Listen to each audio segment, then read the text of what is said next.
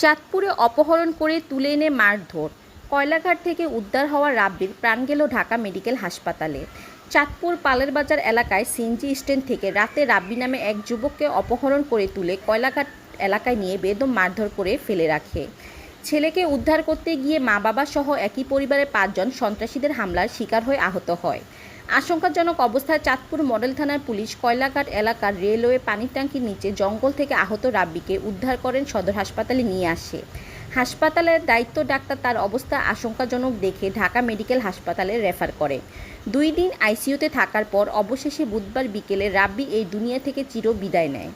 ঘটনার পর চাঁদপুর মডেল থানার ওসি বাহার মিয়া সঙ্গীয় ফোর্স নিয়ে কয়লাঘাট ও কুলিবাগান এলাকায় অভিযান চালিয়ে তাদেরকে আটক করার চেষ্টা করে। সন্ত্রাসী ও মাদক ব্যবসায়ীদের হাতে মারা যাওয়া রাব্বি ওয়াল্লাস বাজার এলাকায় আলী হোসেনের ছেলে। তার মা জেসমিন বেগম জানায়, ছেলে রাব্বি স্ত্রী নিয়ে পুরান বাজার ভাড়া বাসায় থাকত। কয়লাঘাট এলাকার মাদক ব্যবসায়ী রানার সাথে রাব্বির পূর্বে দ্বন্দ্ব ছিল। সেই ঘটনার জের ধরে রাব্বিকে পালের বাজার ব্রিজের গোড়া সিএনজি স্ট্যান্ড থেকে তুলে নিয়ে কয়লাঘাট আটকে বেদম মারধর করে জঙ্গলে ফেলে দেয়। খবর পেয়ে তাকে উদ্ধার করার জন্য কয়লাঘাট যাওয়ার পর 20 থেকে 25 জন সন্ত্রাসী দেশীয় অস্ত্র নিয়ে অতর্কিত হামলা চালিয়ে একই পরিবারের 5 জনকে আহত করে। পুলিশ ঘটনাস্থলে আসার পর তারা পালিয়ে যায়। অবশেষে ছেলেকে জঙ্গলের ভিতর থেকে উদ্ধার করে হাসপাতালে নিয়ে আসা হয়। স্বামী সন্তান সহ 5 জন ঢাকায় চিকিৎসা থাকার পর অবশেষে ছেলে রাব্বি প্রাণ হারায়।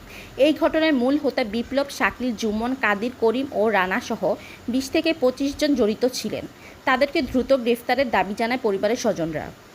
এই জায়গা তো মুকুল স্যার এই জায়গা আর তো উদ্ধার করে নিছে জঙ্গলাত তো নেই ভাই, এমন জায়গা মাইরা হালাইছি শিয়াল কুত্তা চুলিয়া খাইলো আমার ভূতের বেলে ভাইতো না বেলে। তাদের সাথে কি শত্রুতা থাকলো তো আমাদেরকে জানাইতো। আমার ভূতে ঢাকা ছিল, ঢাকা তো নাইছে 11 দিন আয়া বাসা লইছে পুরান বাজারে। আর ভিতরে আমার ভূতের লগে কি শত্রু মাত্র তাদের সব আমার ভূতরে ডাইকাই না যে তারা আত্মহত্যা করলো। আমার ভূতরে গলার ভিতরে লোয়ার পাইপ ঢুকিয়ে দিয়ে গুতিয়ে সব ভিতরে কলজা গুদা সব ভর্তি করে লাইছে। আমি তাদের ফাঁসি চাই স্যার, যতটি লোক আছে আমি তাদের ফাঁসি চাই। আমার ভূতের বদলে এই জায়গায় ছিল, এই লোকটা যে জায়গায় দাঁড়িয়েছে এই জায়গায় এই ঘরটার ভিতরে হালাইছে। এই জায়গাটা হচ্ছে মাদকের কারখানা। যত মাদক, যত গাঁজা, যত কিছু, যত অবৈধ কাম এই এলাকাটার ভিতরে চলে। যত মাইসের টসারি জ্ঞানের বিচার না করে অনেক সময় ঠেক দিয়ে বসে অনেক সময় রেখে দেন। যারা হামলা করছে তারা কি মাদক ব্যবসায়ী? হ্যাঁ, সব মাদক ব্যবসায়ী। আচ্ছা, তারাই হামলা করে তারাই হামলা লোক সব মাদক ব্যবসায়ী। চাঁদপুর হাসপাতাল থেকে ঢাকা পাঠাইছেন? চাঁদপুর হাসপাতাল ঢাকা পাঠিয়েছে। চিকিৎসা দিন অবস্থা মারা গেছে। হ্যাঁ, চিকিৎসা অবস্থা মারা গেছে আইসির ভিত্তি।